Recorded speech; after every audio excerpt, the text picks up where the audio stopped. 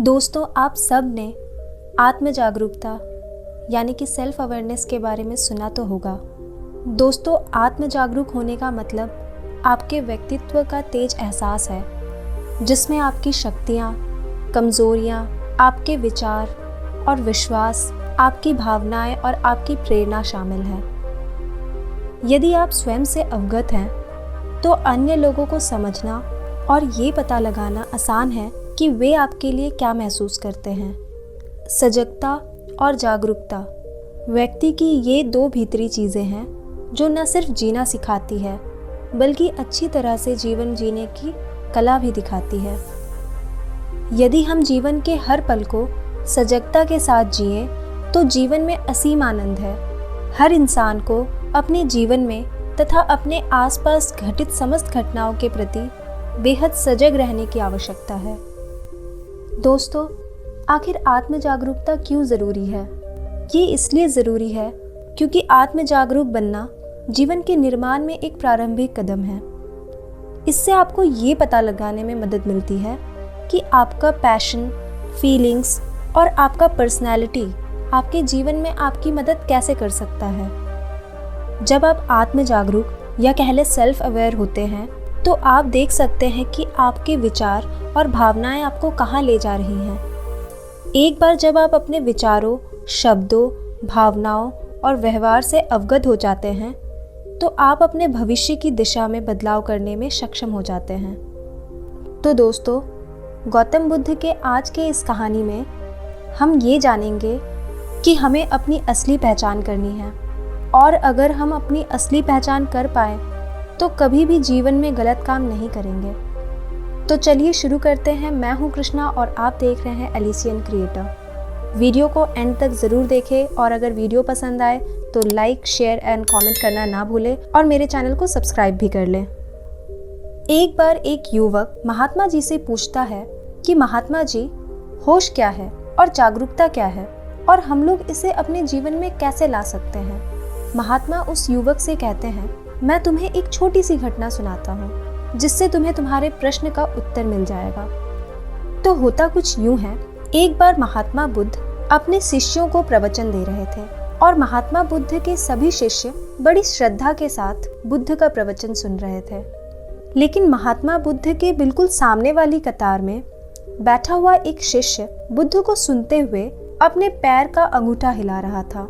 जैसे ही महात्मा बुद्ध की नज़र उस शिष्य के ऊपर पड़ी, तो बुद्ध बोलते बोलते अचानक चुप हो जाते हैं। महात्मा बुद्ध के इस तरह से एकदम चुप हो जाने से सभी शिष्य चौंक जाते हैं। जो शिष्य अपने पैर का अंगूठा हिला रहा था, महात्मा बुद्ध उस शिष्य से पूछते हैं कि तुम अपने पैर का अंगूठा क्यों हिला रहे हो।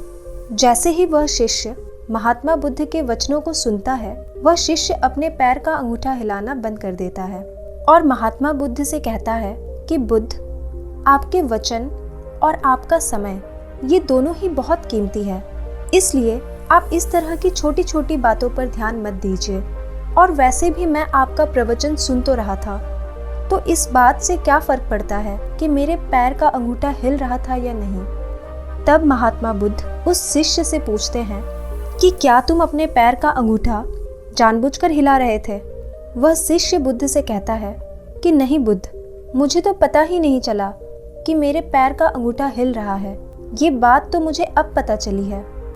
महात्मा बुद्ध कहते हैं, फिर ये छोटी बात नहीं है, क्योंकि अगर तुम्हारे पैर का अंगूठा बिना तुम्हारी मर्जी से हिल सकता है, तो तुम्हारा मन भी तुमसे बिना तुम्हारी मर्जी से कुछ भी करवा सकता है। और यही कारण है कि व्यक्ति ऐसे पाप और दुष्कर्म कर देता है जिन्हें करने के बारे में वह व्यक्ति कभी सोच भी नहीं सकता था। बुद्ध की इस बात को सुनने के बाद शिष्य महात्मा बुद्ध से कहता है, हे बुद्ध, मुझे क्षमा कीजिए, और जिसे मैं छोटी सी समस्या समझ रहा था, असल में ये तो बहुत बड़ी समस्या है।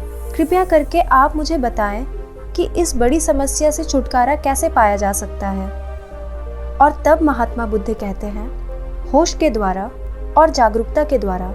वह शिष्य महात्मा बुद्ध से पूछता है कि होश क्या है। महात्मा बुद्ध जवाब देते हुए उस शिष्य से कहते हैं कि होश का मतलब है जाग कर देखना। क्या तुमने यह ध्यान नहीं दिया कि तुम्हारे पैर का अंगूठा हिल रहा था, लेकिन जैसे ही तुम्हारा ध्यान उस पर गया वह एकदम हिलना बंद हो गया। आगे बुद्ध कहते हैं, पूरे दिन में जब भी याद आए अपने आप को जागरूक रखो और देखो तुम क्या कर रहे हो और क्यों कर रहे हो।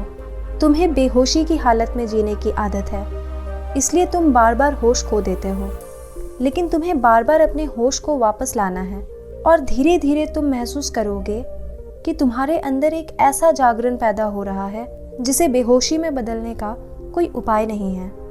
उसके बाद वही महात्मा जो शुरुआत में एक युवक को कहानी सुनाते हैं, उसी युवक से पूछते हैं कि तुम्हें इस घटना से क्या समझ आया।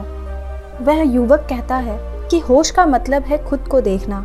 अगर हम लगातार जागरूक रहने का प्रयास करते हैं तो हमारे अंदर एक ऐसा जागरण पैदा होगा जिसे बेहोशी में बदलने का कोई तरीका नहीं है। और फिर अंत में वो महात्मा उस युवक से कहते हैं कि शुरू में ज़बरदस्ती जागरूक रहो और बाद में जागरूकता तुम्हारा स्वभाव बन जाएगा। तो दोस्तों, ये थी आज की कहानी, और इस कहानी से आपने भी ज़रूर गौर किया होगा कि हमें अपनी ज़िंदगी में जागरूक रहने की कितनी ज़रूरत है, ये हमारे लिए कितना लाभदायक है। अंत में मैं आप सबसे यही कहना चाहूँगी कि अगर आपको मेरा ये वीडियो पसंद आया हो तो मेरे वीडियो को लाइक करना ना भूलें, लाइक एंड शेयर करना ना भूलें, और साथ ही मेरे चैनल को सब्सक्राइब भी कर लें। मिलते हैं नेक्स्ट वीडियो में, तब तक अपना ख्याल रखें, खुश रहें, बाय।